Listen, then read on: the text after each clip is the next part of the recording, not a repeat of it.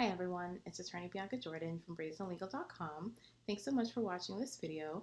Please be sure to subscribe to the channel so you don't miss the next one.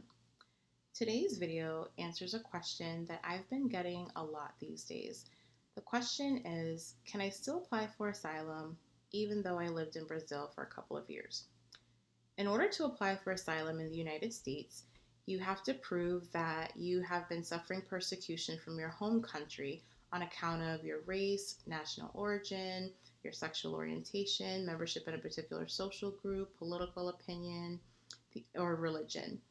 And you have a year from when you enter the United States to apply for asylum. There are a few exceptions, but they're really difficult to come by. You also have to prove that you had just come from your country of national origin. So, for example, let's say you are Haitian. You are a national from Haiti, and you are suffering persecution on account of your political opinion, for example. And you leave Haiti and you go live in another country, let's say Brazil or Chile or some other country in South America. You live there for a couple years, you get a job there, you might even get permanent residence there.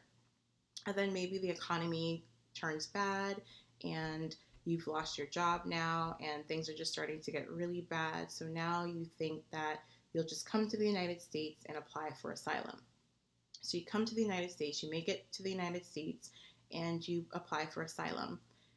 And now, when you're going through the interview process with immigration, it's disclosed that you lived in Brazil for, let's say, 5 years or 7 years. Your application for asylum may be denied because of that. Because one of the defenses to asylum, meaning one of the bars for you getting asylum, is if you were firmly resettled in another country. So, in the example I just gave, this person may have been suffering legitimate persecution in Haiti on account of his political opinion. However, he went to Brazil and lived there for 5 or 7 years, and now he's applying for asylum in the United States. The United States is going to say that this person was firmly resettled in Brazil and therefore is barred from getting asylum in the United States. So if you really are suffering from some sort of torture or persecution in your home country and you think that you might want to seek asylum in the United States, don't go live in another country. Try to get to the United States first. Try to get to the United States directly instead of going to another country. There are situations where you can still get asylum if you lived in the other country. But if you've been living in that other country for like 5, 7 years, almost a decade, it's going to be very difficult for you to prove that you were not firmly resettled in that country, and it's going to be that much harder to get asylum in the United States.